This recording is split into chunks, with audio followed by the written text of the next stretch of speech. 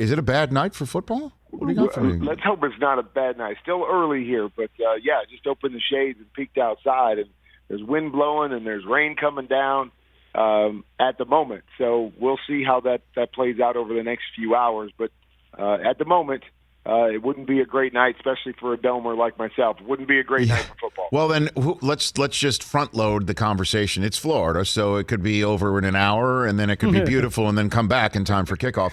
Who would the inclement weather give an advantage to?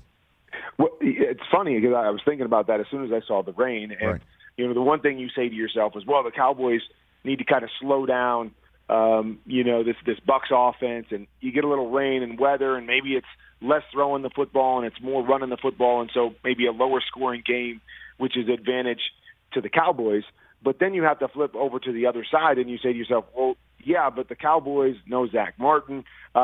You thought coming in with Dak being back where they could hold up and keep up with this Bucs team was with those 3 wide receivers on the outside and Dak throwing the football down the field. So if that slows them down, does that give a bigger advantage to that Bucs defense and what the Bucs were able to do running the football down the stretch? So you could see it go both ways.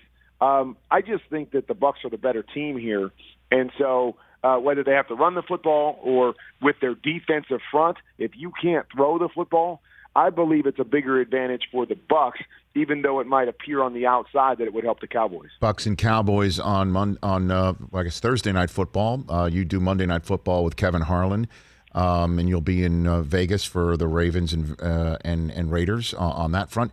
And Ezekiel Elliott, who I interviewed for tonight's pregame show on Westwood One, which I'm hosting in advance of your call with Kevin.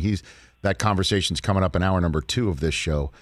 That said, Kurt Warner, as you're looking at the Bucs and Cowboys tonight, is the best roster in the NFL in front of you tonight for 2021? No doubt about it. No doubt about it. The Bucs have the best roster. I think on both sides of the ball. Is we saw what that defense became as those guys grew up and the young guys started to play and down the stretch, and what Todd Bowles was able to do.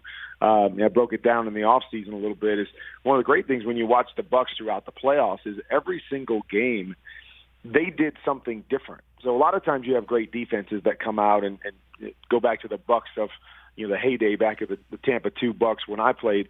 They played cover 2. 90% of the time, and then they would blitz every once in a while. They got really, really good at what they did, and that made them great. This team was so great last year because every game they could come out with a different game plan. They had the front 7 to be able to do whatever they needed to do. The back end was very, very flexible. And so Todd Bowles was just able to dial up different things based on what he saw the opponent doing and what he felt they were good at. And they could rush with 4. They could rush with those linebackers. And so, I know we're going to look at the offense, and offensively led by Tom Brady, you're going to say, best roster in the league. But I think it's just as important what they have defensively. And those guys coming back and the young guys that are seasoned and experienced now, man, I'm excited to watch this team this year because I know in everybody's mind we're looking at them, 22 returning starters. This team could go, 17-0 and all of those things. But I do believe this team has the ability to win on both sides of the ball with the talent that they have, can win a lot of different ways. And it's going to be fun to see if they can live up to the hype because the hype is definitely there. Hey, you watched all the way to the end. Thanks for that. Watch more right here.